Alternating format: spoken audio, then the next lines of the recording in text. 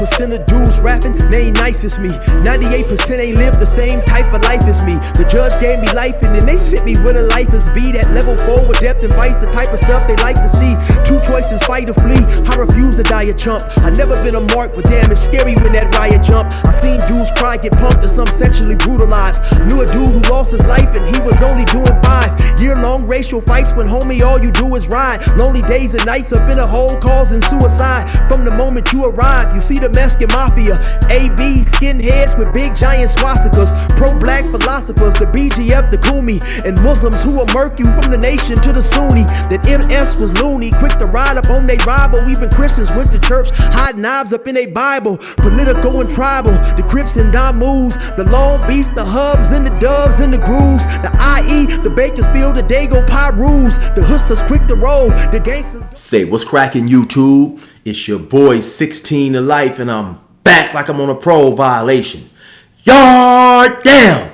Now, for those of y'all that's new to my page, in 1994, I got arrested. I was eventually sentenced to 16 years plus life, and I served 24 years straight in the California prison system. Yeah, that's me gassing right there on that intro song, and if you want to get that, it is available only for purchase on a digital download directly from me. Cash App, PayPal, or Zelle me $20, and I'm going to get it to you ASAP. Hit me up on my email at 16tolifemusic@gmail.com. If you also want to check out more of my music, go to my YouTube playlist, scroll down to gas stations, and you will find a lot of my music there. Also, if you're new to the page and you want to check up on some of my older content, I got some hilarious stories, riots, DPs, all types of funny stuff, man, and just intriguing stuff that'll keep you on the edge of your seat. Go to Binge Watch the Best. Now let's hop right up into today's video. So the topic of this video is the thing that I was scared the most of in prison. And before I start, let me give a shout out to Do Rock Creep on the Swang Low podcast. He was doing a video about an interview I done yesterday with a brother by the name of Diamond. Diamond done 28 years, and before Diamond went to the pen, me and him happened to run across each other. An altercation ensued, and bah, boom, bah, boom, bah. Yeah, it got serious on both sides. Gunshots, and I ain't talking about the sound effects. So go check that video out. But anyway, listening to Creep's video gave me the idea for my video today, the thing I feared the most while in prison. So to give you guys a quick backstory, I got sentenced to 16 years plus life. I initially was charged with some shootings that resulted from an incident at a house party in which 3 people were shot. I ended up going on the run. A day or two after that shooting, it came out that me and a homie of mine by the name of OZ, rest in peace, who unfortunately and ironically was killed at a house party shooting maybe 2 or 3 years later, we go on the run. About 4 or 5 months into being on the run, they capture him and he goes to the county jail and he's fighting these charges. Now, me and OZ have been knowing each other pretty much all our lives. My father and his grandfather was great friends. My mother and his mother were great friends, are still great friends to this very day, still talk, visit each other, so on and so forth. So OZ, though, when he became of age and jumped off the porch, he had a lot of family members who was Bloods. And so that's the route he took. Nevertheless, we remained friends. And he was either the first or second individual that I took with me when I moved to Billings, Montana, out there hustling, getting paper, right? And so me and him have always been good friends, regardless of where he stood and where I stood in terms of being in the streets. So the dudes who I get into it with at the party were claiming to be Bloods. Eventually they ended up talking, telling, testifying, doing all that type of stuff, right? And so when OZ gets caught and I'm still on the run, he stays in the county jail maybe about 4 or 5 months fighting these charges. They eventually come forward and said that he wasn't doing the shooting, Chill was doing the shooting. Maybe, I don't know, because he knew and was good friends, or at least talked with and was on a decent relationship with these other individuals, these Bloods, because let's keep in mind, back in those days, the Bloods were all pretty much, cool with each other, regardless of what set they was from, because they were so outnumbered and they had a camaraderie and a unity that a lot of Crips didn't have back in those days, right? And so, long story short, he gets released from the county jail, and he shares the information with me, gives me the paperwork, transcripts of who is cooperating against me. I'm still on the run. So maybe about a year after the initial shooting, I finally get captured, and they charge me not only now with those 3 attempted murders from that initial house party, now I'm also charged in the murder of a witness who was cooperating in that initial shooting, and who they alleged was the guy that I was trying to kill to begin with.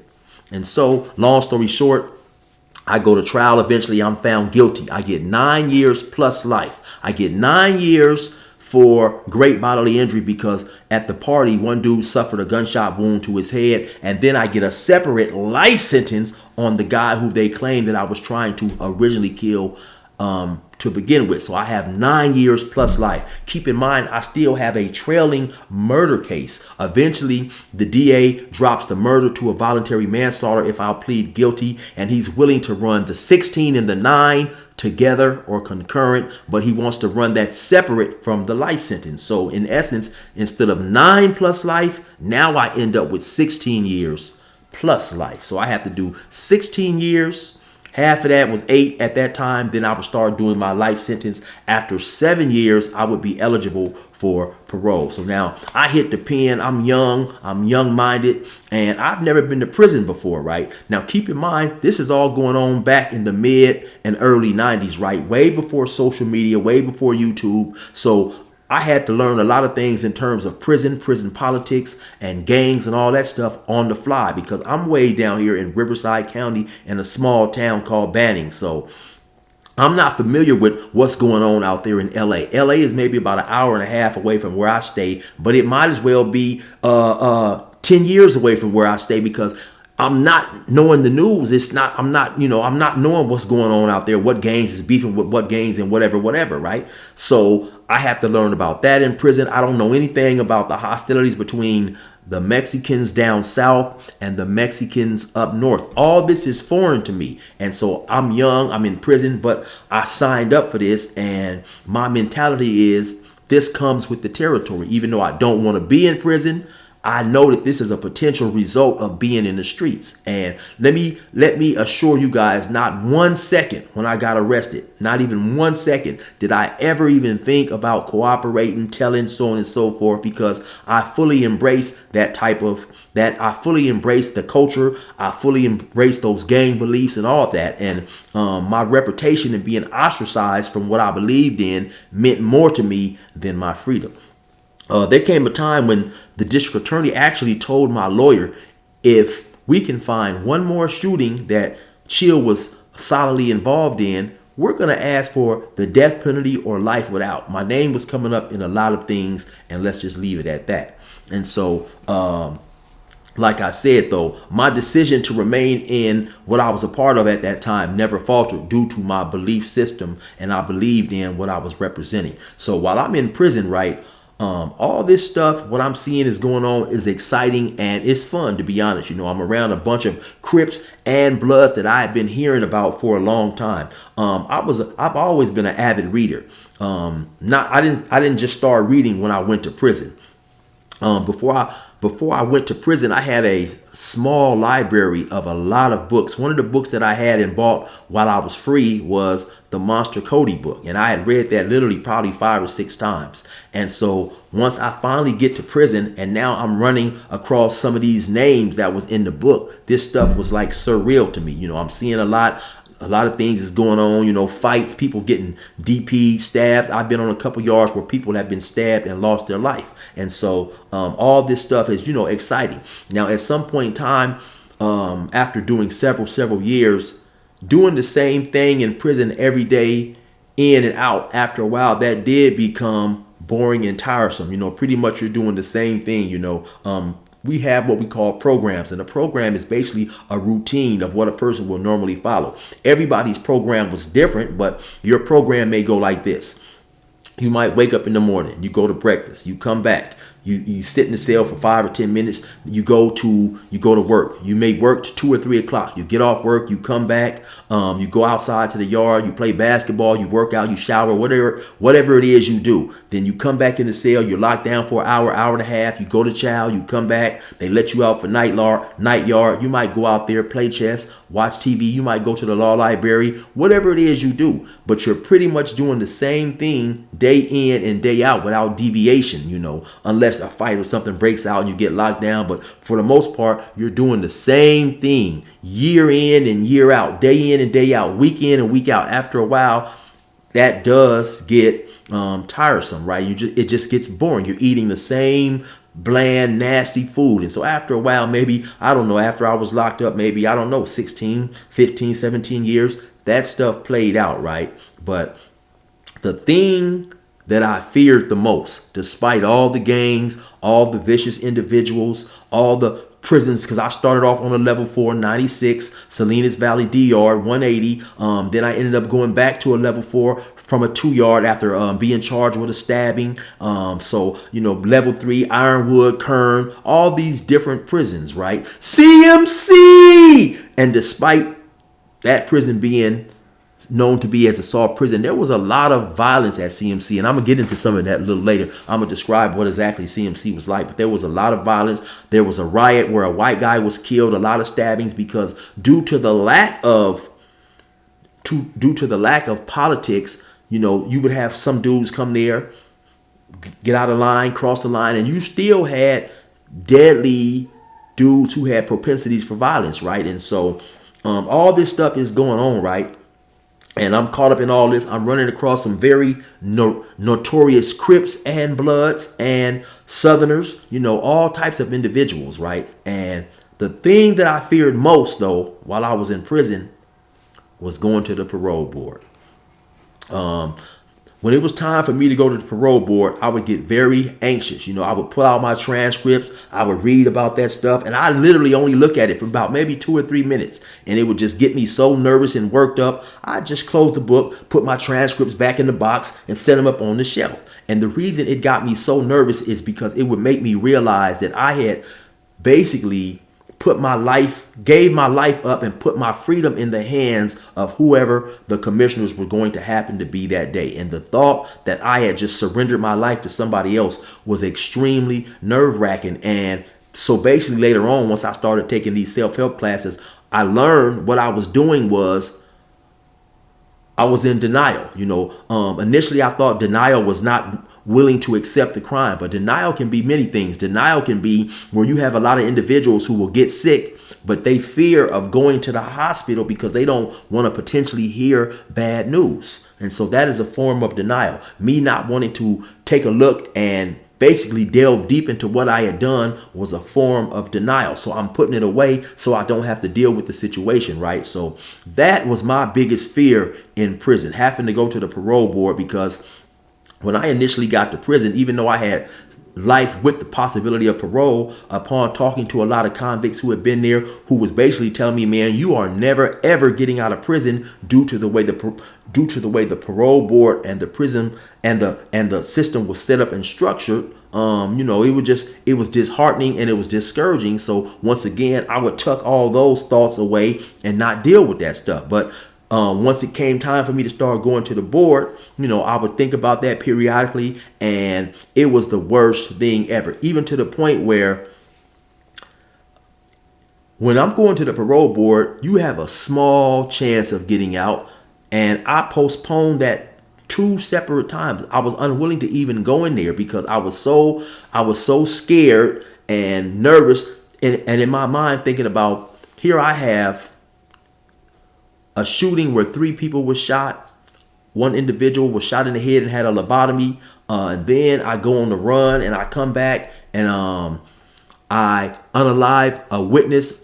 So I'm thinking that these people is never going to let me out. What can I possibly go in there and say to even give myself a chance at freedom, right? And so it was just extremely overwhelming for me. And so what I would do is I would postpone it. I would put it off, right? So when it first came time for me to go to the parole board, I waived it for a year. Then it was time for me to go to the parole board again.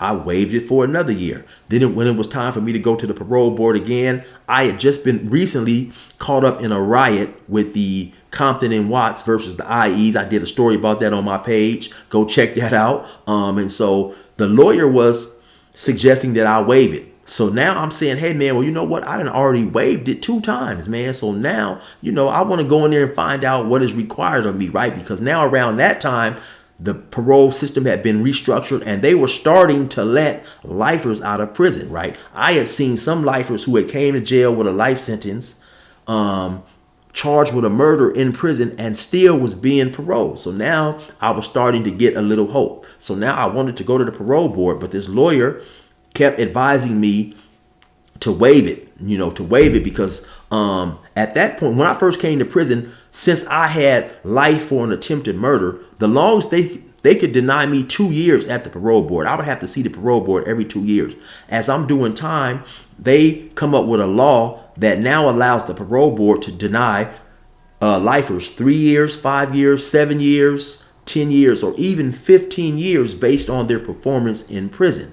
Now, of course, something like that is, say you've done 20 something years, you go in there and they deny you 7 years. That's an entirely whole different sentence, and so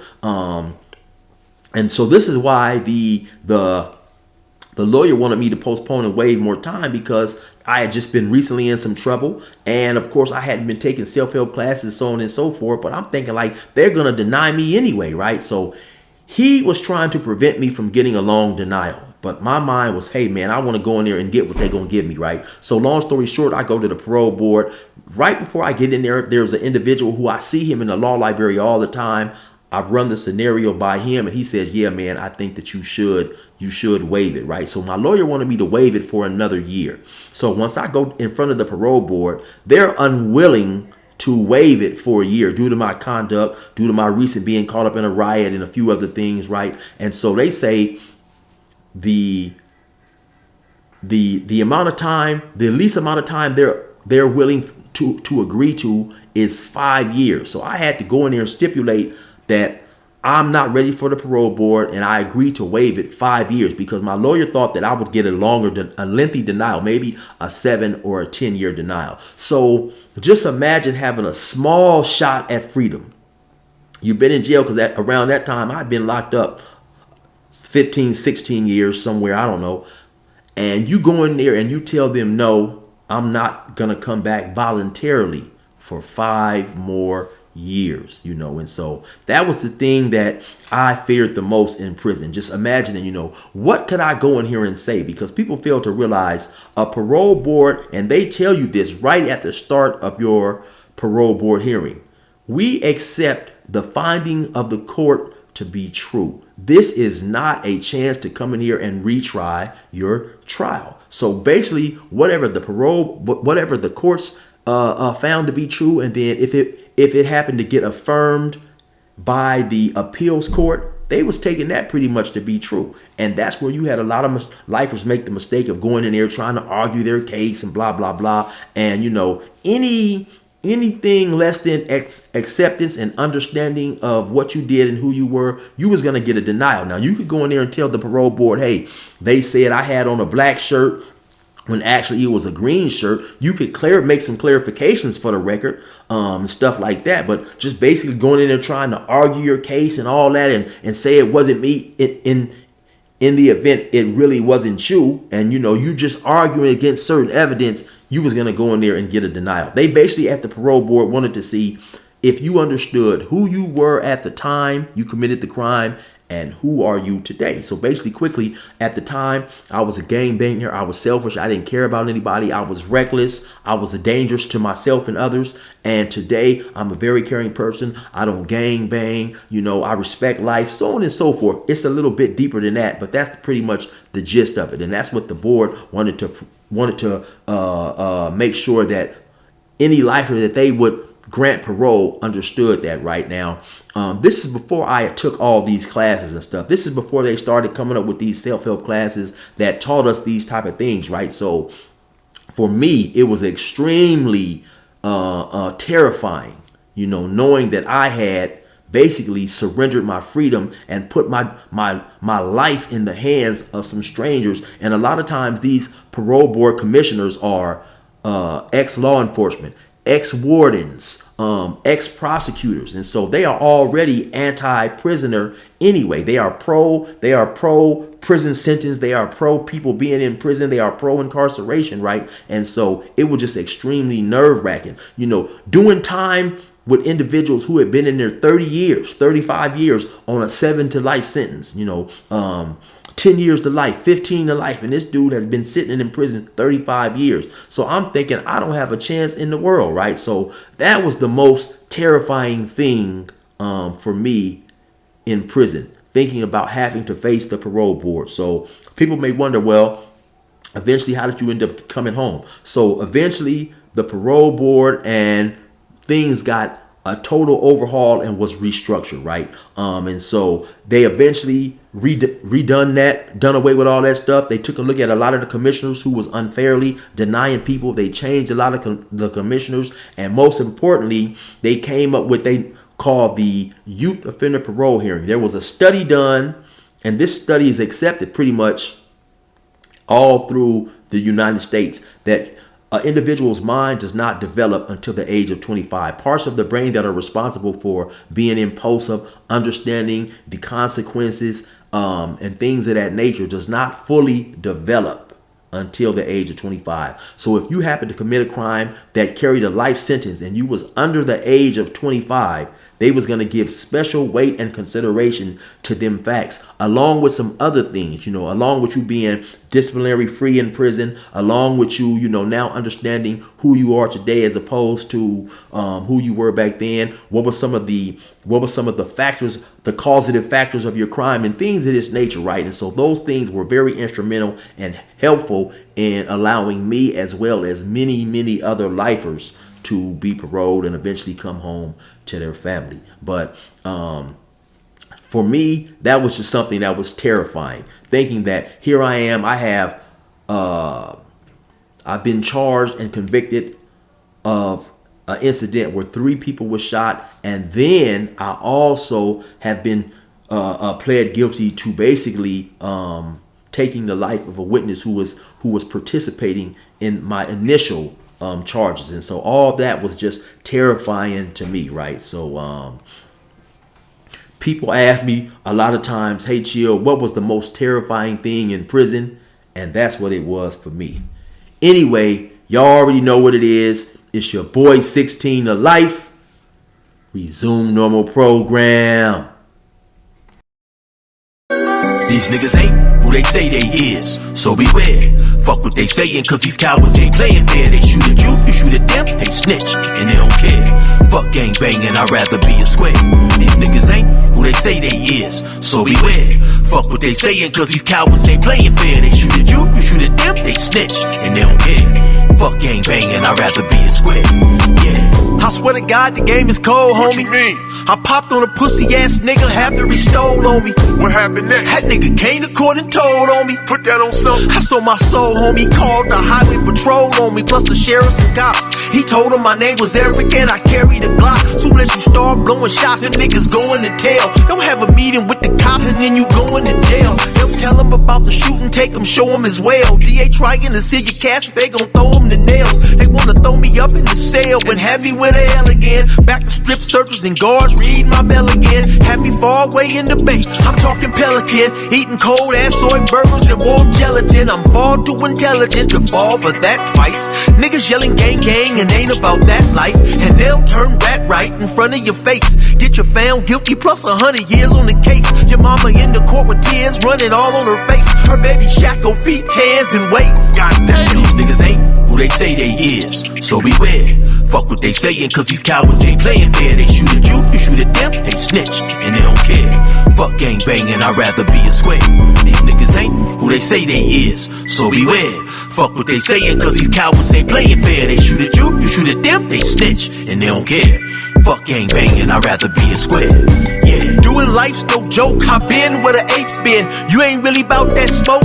You a vape pen. Soon as they catch a joke, in the feds on a state pen. That tough guy shit get shed quick like snake skin. Real and fake men can't exist together. I stay down, you turn snitch, so you a bitch forever. Imagine me snitch never, boy, I stuck to the code. You hit the county for a month, you said fucking and told. Soon as you heard your bitch Nicole was fucking all of your best friend, the news damn it killed you, nigga. Cave your chest in. You told about the murders that y'all did on the West End. Who was popping the burners and the one who said lesbian. Cooperated then, signed an affidavit. Felt your life was over, nigga, you was trying to save it. So you told on Antoine, LeBron, Brian, and David. Came home and half your hood forgave it. Goddamn. These niggas ain't who they say they is, so beware.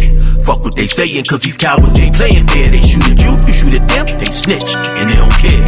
Fuck gang banging, I'd rather be a square. These niggas ain't who they say they is, so beware. Fuck what they sayin', cause these cowards ain't playing fair. They shoot at you, you shoot at them, they snitch, and they don't care. Fuck gang banging, I'd rather be a square. Yeah.